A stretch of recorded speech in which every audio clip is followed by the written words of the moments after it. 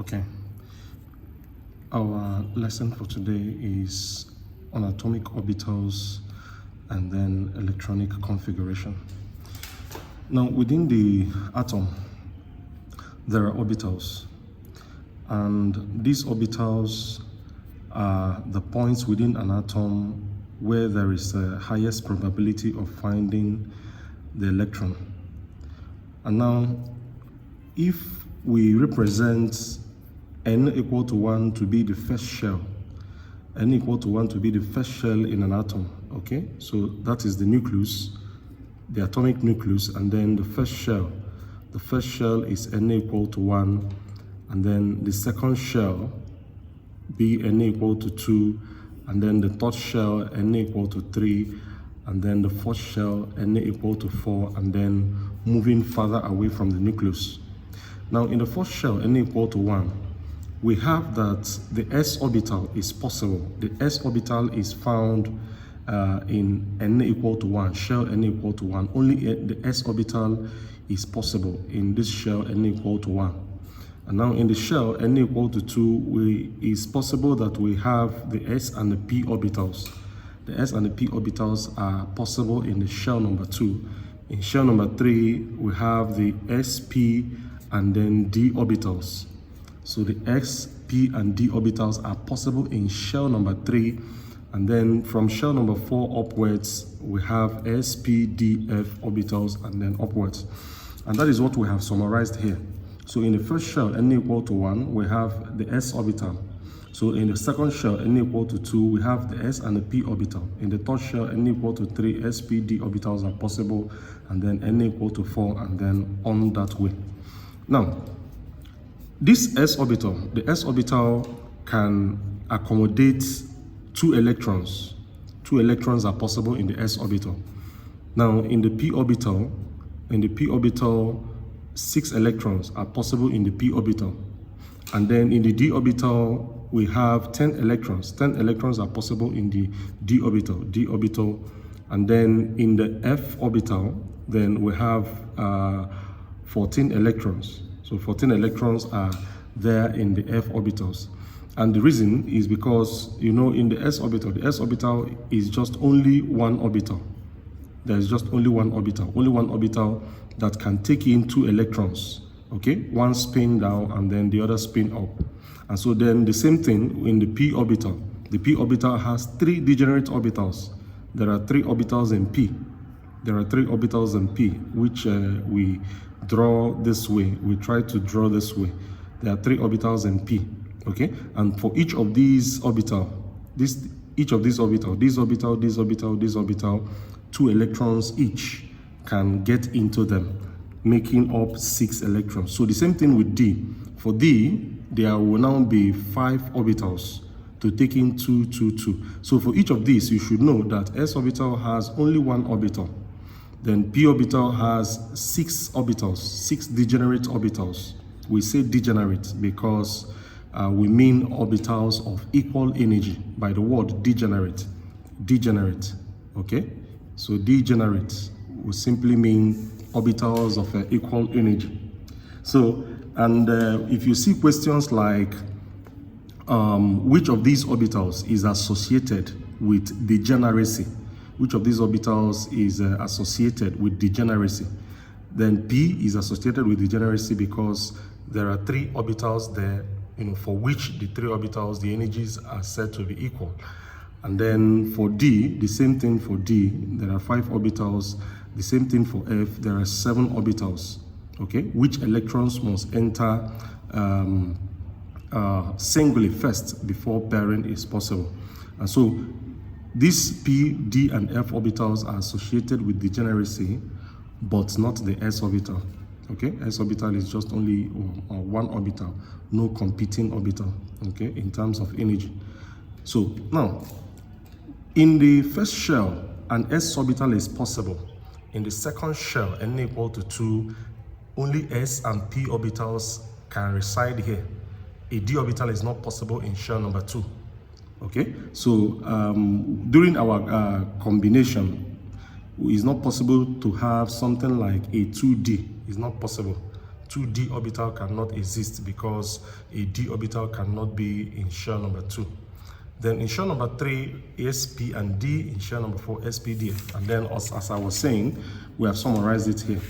So to do electronic configuration, now what we have to do is to cross these arrows. If you try to draw diagonals, okay, if you try to draw diagonals across this particular thing that we have drawn, if you try to draw diagonals across them, if you draw diagonals the way I'm doing, if you draw diagonals across, then you are going to observe that this is the arrangements, okay, the way they are, the way you have drawn them. If you try to write them out, you observe that this is exactly also the same way that the order of the orbitals follow, okay?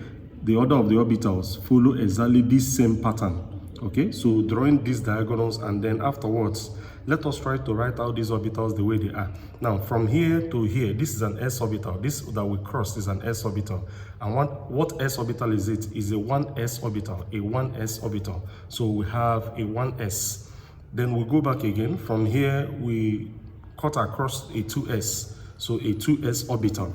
Then we go back, then we cut across here a 2p and a 3s orbital. So a 2p and then a 3s orbital. Then if we go back again, we shall meet a 3p, you see, a 3p and then a 4s orbital. So a 3p and then a 4s orbital. Then you go back again, and from here, you cut across a 3d orbital, a 4p orbital, and a 5s. So a 3d orbital, a 4p orbital, and then a 5s orbital. Then if you go back again, you shall have a 4d, a 5p, a 6x. So a 4d, a 5p, and then a 6s. And then if you continue that way, so you see the next one now shall be a 4f, okay, a 4f, and then a 5d, a 6p, and then a 7s. Then a 5f, a 6d, and then a 7p. Then 6f, and then 7d, and then this last one, which is the 7f. In all, there are 22 orbitals. Okay, there will be 22 orbitals, total of 22 orbitals, and then this is the order of their energy. So that means that 1s orbital must get filled before a 2s orbital, before a 2p orbital, before a 3s orbital, before a 3p orbital. So this is the order of filling the orbitals. Okay, so when electrons are to enter into the shells of an atom, okay, into these shells, if you are to fill electrons into these shells, then their electrons must enter in this particular order. Okay, so if I'm filling 2 electrons, then those 2 electrons must reside on the first shell. And if they are residing on the first shell, they will reside in the 1s orbital, okay, in the 1s orbital, which we have here. Then if I'm filling 3, then 2 will reside in the first shell, and then of course the third one now will reside on the s orbital of the shell number 2, okay, which is the 2s. And then if it gets filled, then we'll move on to the 2p, and then that way, and then according to this particular order. Then you see, observe a 4s and then a 3d, okay? So a 4s and then before a 3d. So 4s, the s orbital of shell number 4 gets filled before the d orbital of shell number 3. Of course, it is because of energy. The energy of 3d orbital is greater than that of 4s orbital. So just know that this is the order of increase, okay, of energy. So this is the order of increase of energy, and then on and on until the 7f orbital, which is the last one. So all the elements in the periodic table, from element hydrogen to unionoctium number 118, can be configured using this particular order, okay, onto the 7f. So you can consider, you can configure any element, right? The electronic configuration of any element using all of these orbitals as they are arranged. Now, note that I have said before now that for any orbital at all, let's give an instance. If, for example, I want to do configuration for sodium, sodium number 11, okay, sodium number 11, then I shall do, so together now I shall do, then we have the orbitals, so 1s, so I have 11 electrons to configure, so I have 1s, okay, 1s, and then I have the number of electrons that can reside in that particular orbital is usually written as a superscript. Okay, you write it as a superscript. Then remember that in configuring elements, it follows the pattern NLOX. Okay, we usually say NLOX. Okay, where N is the principal quantum number, this is the principal quantum number. Okay, then we have LO here is the azimuthal quantum number. Okay, the azimuthal quantum number, which is represented by either S, P, D, or F. Okay, the azimuthal quantum number. But our interest now, my interest is this X. This X is simply the number of electron in each of those orbitals. Okay, that is what the X is representing, NLOX, subscript X. So the X is representing the number of electron in each of the orbital. You're right. So the first orbital is 1s. So Na, then 1s. So 1s, we have 2 electrons can be accommodated here. And then we move on to the next one. So 2s, okay, 2s. How many electrons can be accommodated here? 2 electrons also. Then the next one will be 2p. So 2p is the next one. So 2p, we have how many electrons? 6 electrons. Now, how many electrons have we placed? 2 electrons here, 2 here, 2 here. That means we have placed 10 electrons, remaining 1. So the last one now we go to 3s. And so we have a 3s1. Okay, so this will be the configuration. Now let us configure for calcium number 20. Now for calcium number 20, we have 1s2, okay, then 2s2, then 2p6, then 3s2, then 3p6, so we have entered 18. Then the next one is a 4s, so a 4s2, okay? So the last orbital here is the 4s orbital, and then that is a 4s2 orbital. Now, also note that configurations of this form, configurations like this that we have just done, can also be written using noble gases, okay, noble gases. If you remember, you will know, if you observe, you will just see that these orbitals from here to this point, okay, represents 18 electrons. It represents 18 electrons, okay, this, so 18 electrons here. And this also corresponds to the configuration of the noble gas, argon. Argon is number 18 in the periodic table, and it is a noble gas. Noble gases have their shells completely filled. Okay, so you can observe that from here to here is that of the configuration of argon. So because of that, I can write the configuration of calcium as argon and then 4s2. So calcium can simply be written as argon and then 4s2.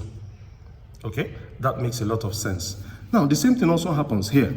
Then in that of sodium, I have from here to here, you observe that from here to here is that of the configuration of neon. Okay, if you know neon is number 10, another noble ase. So here to here is configuration for neon. So I can also write my configuration for sodium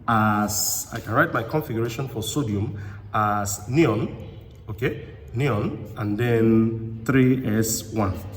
I can write a condensed configuration like this, okay, where I represent some parts, okay, the preliminary part of the configuration using a noble gas, okay, the closest noble gas, and then I now write the last shell. Now, also note that the configuration of any element is gives you information about the placement of that element within the periodic table. Okay, the placement of that element within the periodic table. For example, you know that sodium is a very common element. Sodium, if you observe sodium using this particular last shell, okay, you observe that sodium resides in period 3 of the periodic table, okay, and then it is in group 1. So this illustrates the group, okay, group 1, and then this is the period, represents the period, and then it is in the S block. This tells you the class of elements that it is. So this sodium is an S block element, in the periodic table, and then it belongs to group 1, and then it is found in period 3 of the periodic table. And then again, if you do the same with calcium, okay, calcium, you are going to observe that the same thing also happens with calcium. Calcium is in period 4, okay, period 4. So period 4 is the horizontals in the periodic table are the periods, whereas the verticals are the groups. So in the periodic table, you find period 1 to 7, and then you find group 1 to 18. There are 18 groups. So the first group, okay, if you see, do a little schematic, okay, if we do a little schematics of the periodic table, you see this is just a little to show you a little what the periodic table looks like. So here, there are 2 groups here. There are 2 vertical columns here. So this is group 1 and this is group 2. And then this is the S block. Then this is the D block, okay? There are 10 groups here. So 10 groups, there are 10 groups here. So there are 10 verticals here. And then here, there are 6 of them. And this points also to what we have here. If you remember, the s orbital can be filled by 2 electrons. The p orbitals can be filled by 6 electrons. The d orbitals can be filled by 10 electrons, and then the f by 14 electrons. So this has a relationship with what we're talking about here. If you go to the periodic table, you're also going to observe that.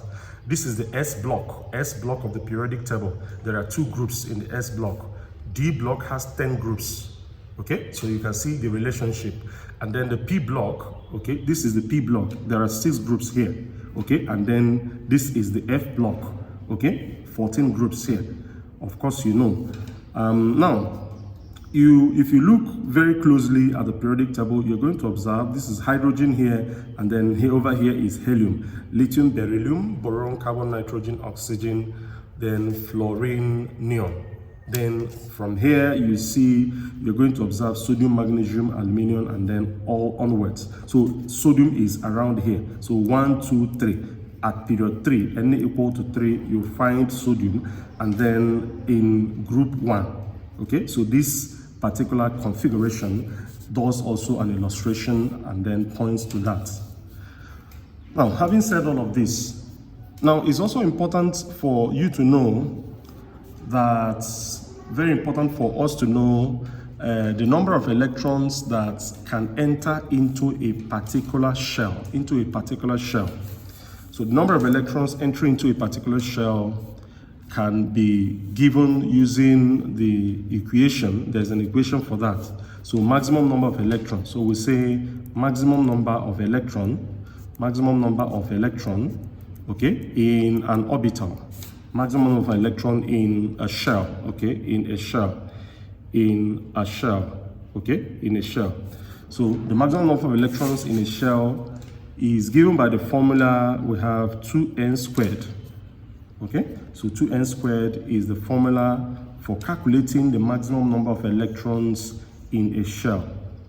Now, when you have shell n equal to 1,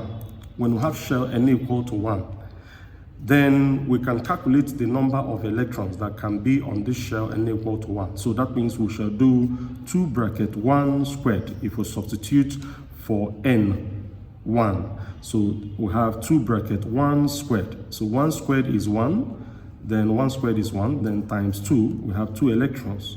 So you shall have in the first orbital, in the first shell, n equal to 1, you can have only 2 electrons. So only 2 electrons are possible in the shell n equal to 1. Now in the shell n equal to 2, let's see how many electrons are possible. 2 bracket 2 raised to power 2, we shall have 2 squared is 4, and then 2 times 4 is 8. So 8 electrons are possible in the shell n equal to 2, and that makes sense. Okay, here the 2 electrons enters the s orbital, which we said that is the only possible orbital for n equal to 1. Then here n equal to 2 shell, on this second shell we have 2 bracket 2 squared, 8 electrons. So those 8 electrons, 2 goes to s orbital, whereas 6 goes to the p orbital there. So s and p orbital, and that makes sense, and that is 8. And then the next one is n equal to 3, the third shell. So let's see the number of electrons, maximum number of electrons that can get into the third shell. So into the third shell, I can have a maximum electrons of 3 squared is 9 times 2 is 18. So I shall have 18 electrons.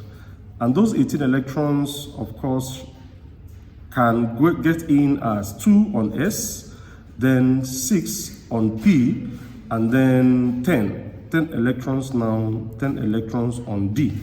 And then that makes up the 18 electrons that we just talked about. And those 18 electrons is what we got from our calculation. And then those orbitals S, P, D are the ones that are available on shell n equal to 3. And that makes a lot of sense. And then moving on and on, etc. Okay? etc, that means other ones. Okay? Now, there are also other things that you are to learn. There are other things that you are to learn. Okay, there are other questions that can come up. Okay, that can come up from what we have just learned. For example, an exam question have asked.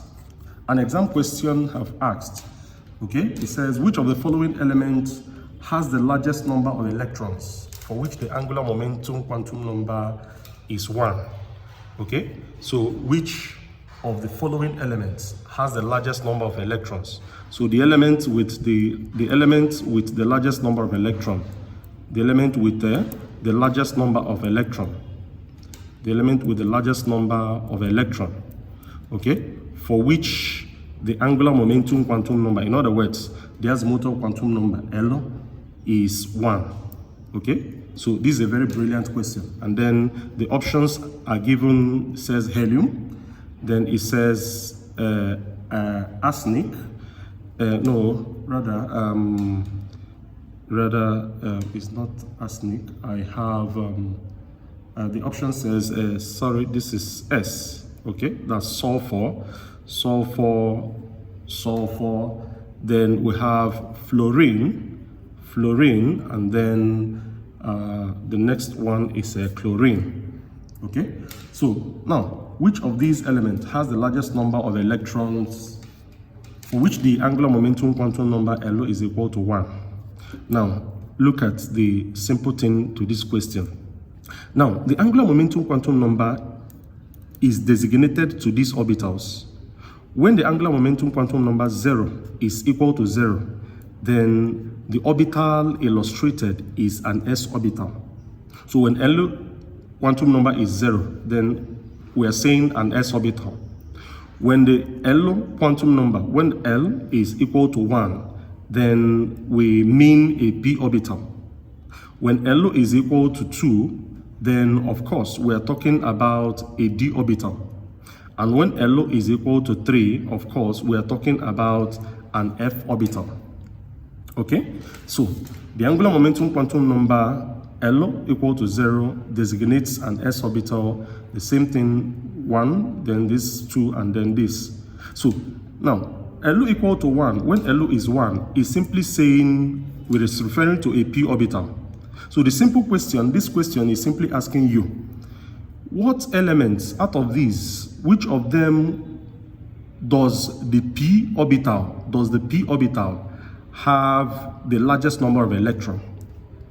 Okay, that's the simple illustration of the question. So we shall write the electronic configuration. So for helium is number 2, okay, atomic number 2. So helium is atomic number 2, that is 1s2. It does not even have a p orbital. Then the next one is sulfur. Okay, sulfur is 16. So let's write. So we have 1s2, 2s2, 2p6, and then 3s2, and then 3p4.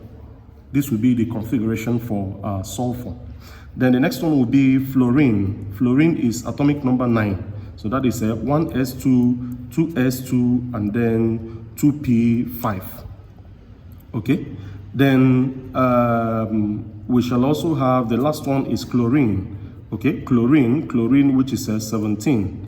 So chlorine, which is 17, will be 1s2, 2s2, 2p6, 3s2, and then 3p5. Okay, 3p5. So here we can see that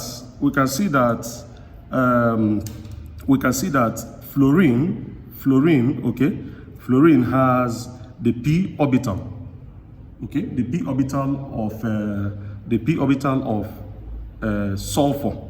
Okay, the p orbitals of sulfur. Okay, the p orbitals of sulfur have 6 electrons here and then 4 electrons here. Okay, 6 electrons here and then 4 electrons here, making a total of 10 electrons. Then the p orbitals of fluorine has 5 electrons here. So that means 5 electrons. Okay, then that of chlorine here, 17, has 6 electrons and then 5 electrons. So in other words, I have 6 and 5 will give me 6 and 5 will give me 11. Okay, so 11 electrons, and this one does not even have a p orbital at all. So there's no electron on the p orbital. So this has no electron.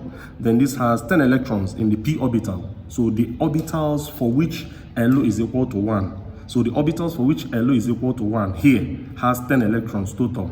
The orbitals for which LO is equal to 1 has, which is the p orbital, has 5 electrons here. But here, the orbitals for which p is LO equal to 1 has 6 and then 5 electrons, and then that is a total of 11 electrons. So the one which we are looking for, which is our answer, okay, whose p orbitals carry the highest number of electrons is this chlorine. Okay, and that is our answer for the question. Okay, now let us see another question. There are other questions that can come from this. Okay, for example, you can be asked the electronic configuration of chromium. Okay, now let us observe the electronic configuration of chromium. For chromium, we have that chromium,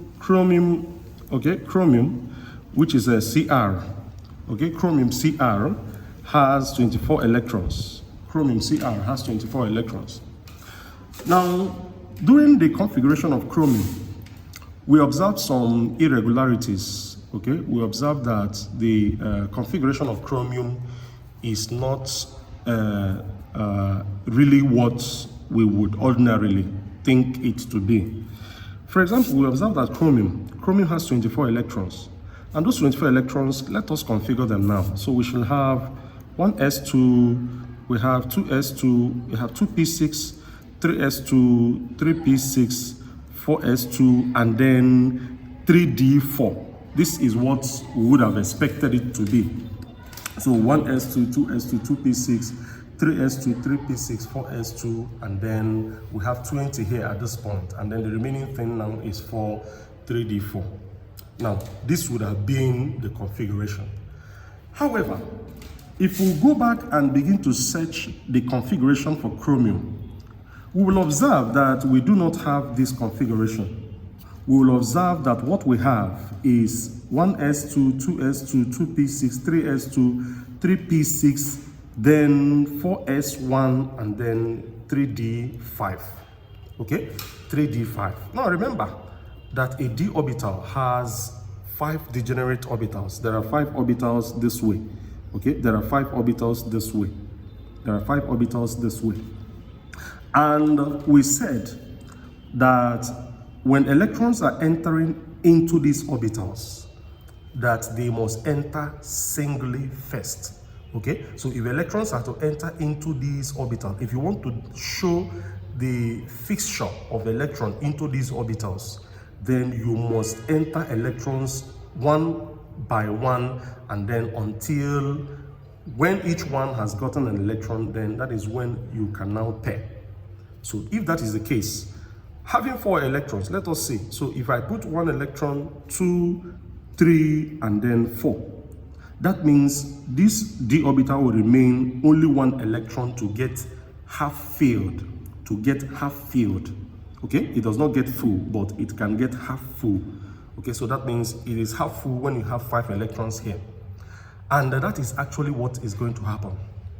Now, d orbitals are such that when they go after an s orbital in this case, okay, in this, just like in we have in chromium, okay, so this d orbital following the s orbital. Now, what we must do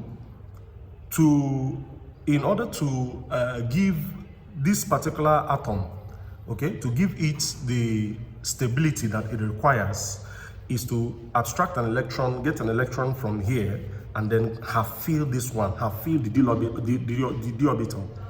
So we have filled the d orbital. And then, of course, we usually say that this configuration is for the sake of half-filled orbital configuration. So this is going to be 5. And then we have 4s1, 3d5. Okay, so this is what we have. So this is the correct configuration for chromium. The same thing, we also find the same thing happening in copper. Okay, we also find the same thing in copper. Copper is number 29. If you look at the configuration of copper, you'll see 1s2, 2s2, 2p6, then 3s2, then 3p6, okay, 4s2, and then 3d9. This is supposedly what it should be, okay, from the order of orbitals that we learned. This is what it should have been. But of course, the same thing also happens here. Okay, the same thing also happens here. So what we must do now is to take 1 electron from here and then complete this orbital. Okay, the simple reason, it is a more stable configuration. It is a more stable configuration. Okay, so the sake of the reason why we do that is because it is a more stable configuration. So we have 4s1 and then 3d10. This should be the configuration we should have rather than this. Okay, so it is more stable. It is more stable to add, fill this orbital. It's more stable to fill this orbital. It's a more stable configuration to have this orbital filled this way, okay, rather than having this particular configuration. Okay, so moving on, we also remember other questions now. For example, you can be asked the question and then you are asked a particular orbital. Okay, you are asked, for example, the orbitals that are quantum mechanically allowed. Okay, questions, you can be asked a question, and then a question has said before now. Okay, we've had a question before now where you are asked which of these orbital is quantum mechanically allowed. Okay, which of these orbital, the orbital quantum mechanically allowed, and then you are given 5D quantum mechanically allowed. Then you are given 2D. Okay, then you are given 1p. Okay, 1p, and then you are given 3f. Okay, which of these orbital is quantum mechanically allowed? Now, this comes from what we have seen before now. Now, is it possible to have a d orbital in shell number 5? Yes, in shell number 5 we can have a d orbital. Okay, what we have here. So in shell number 5, of course, we can have a d orbital in shell number 5. So 5